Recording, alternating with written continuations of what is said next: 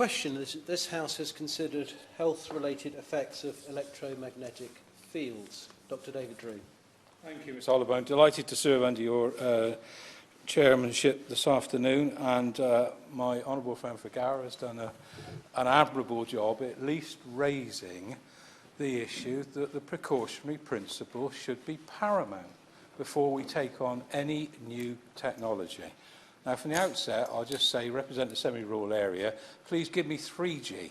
I'm not worried about 4G or 5G, I just want 3G, with all the consequences that brings. So I've still got at least one of my market towns that can't get that. So just a little plug there, that let's get the existing technology in place.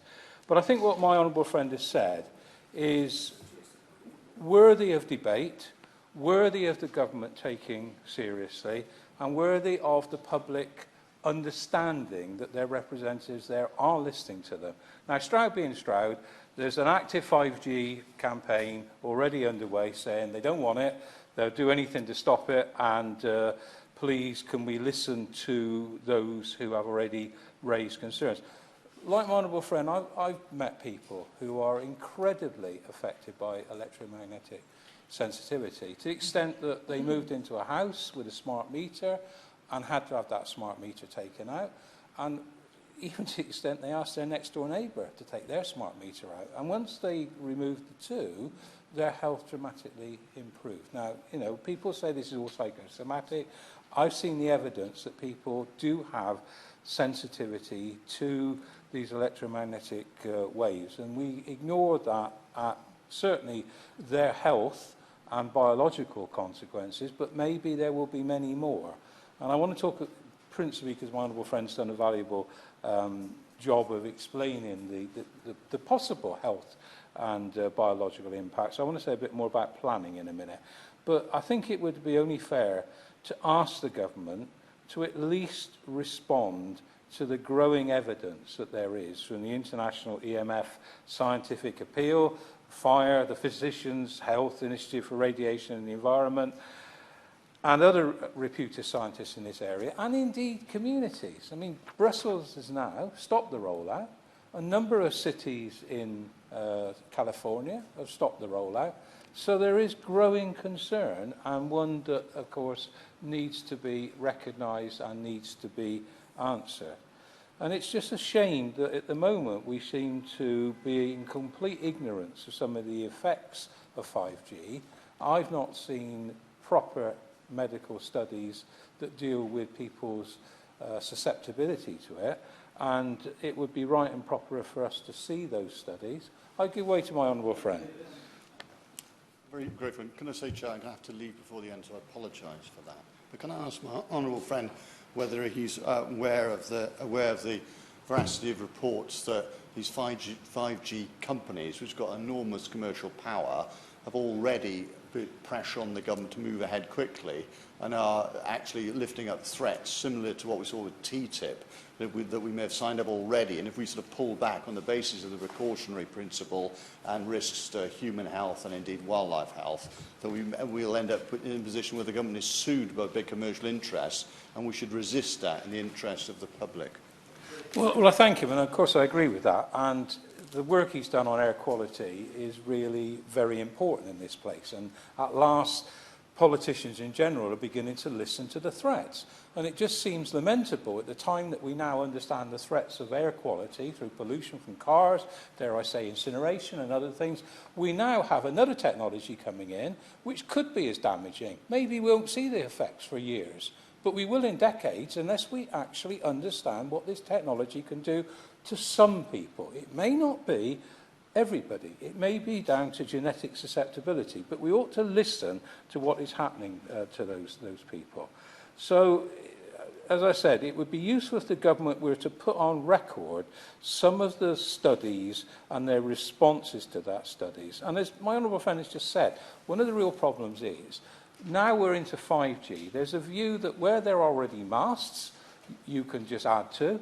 Where there are no masts, you can already put additional technology on them. And I asked the Minister, the biggest worry is that there's a view, certainly in Stroud, that lampposts will be a perfectly acceptable means by which these masts can be substituted by not having to put new ones up. You can just put them on to existing infrastructure. So it would be useful to know from the Minister what powers there are, because I understand in terms of the Electronic Communications Code powers, it's virtually granted unlimited power to the companies to either construct or maintain or develop the current infrastructure without any planning permission. It's all done under delegated responsibility, which means that the general public don't even know what's going up, because normally these things would not be publicised. And of course, there is really very little recourse unless they take court action to try and stop it.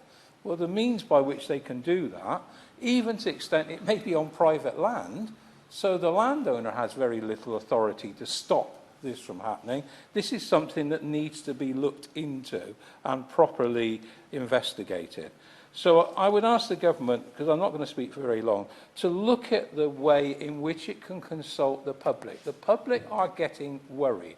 Now, maybe the scare stories haven't got the full scientific rigour that they should have, because they know nothing more than what they have been told by various experts in the field. And of course, there's always experts on either side of the argument, but we are putting the case here that at the very least there should be an open and honest and transparent investigation of what the health and biological impacts are of this new technology. And of course the financial interests are about driving forward 5G. This isn't being done for altruistic reasons. It's being done because they stand to make an awful lot of money out of it in a very short period of time.